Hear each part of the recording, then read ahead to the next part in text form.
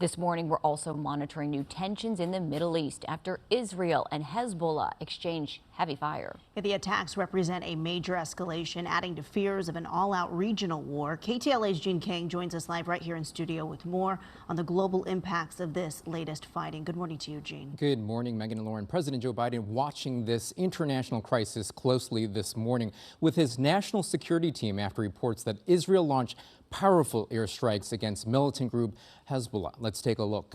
Well, Hezbollah leader Hassan Nasrallah delivered a speech earlier this morning after Israel's wave of airstrikes across southern Lebanon. The militant group says they avenged the killing of one of their top commanders with hundreds of rockets and drones. Early this morning, a dramatic escalation there erupted as militants from Israel's group there launched intense airstrikes across southern Lebanon, or I should say from Hezbollah, hitting Hezbollah in what it called preemptive strikes against militants preparing to attack. Soon after, Hezbollah launched a barrage of missiles and rockets in retaliation for the killing of a top military commander, as we mentioned earlier last month in Beirut.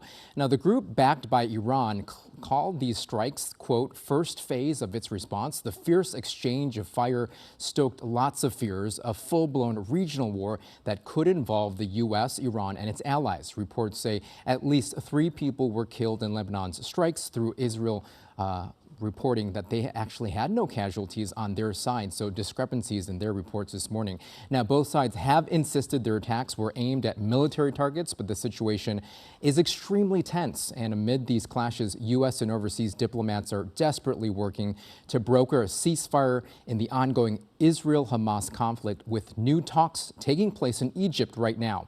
Hezbollah has promised to stop its assaults if a ceasefire is reached in Gaza. Now, the Israeli military says they're doing everything to protect their citizens. Let's take a listen.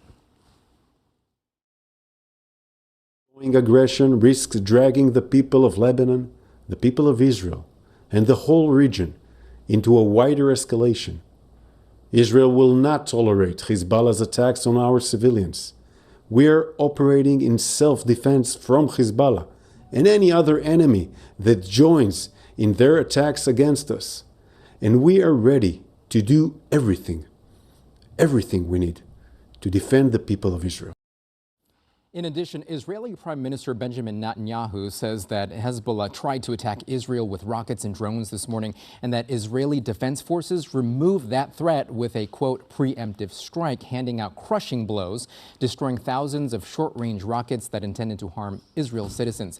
And this, fighting caused major disruptions with flight cancellations and delays. And in Tel Aviv, outdoor activities were stopped and beaches were closed because of such great risk. Well, coming into our newsroom right now, according to the U.S. ambassador to the UN, there could be a broker deal, hostage negotiations. It looks like Israel has accepted so far. They're waiting for Hamas when we're talking about Gaza. More on that coming up in the next hour. Jean Kang, back to you.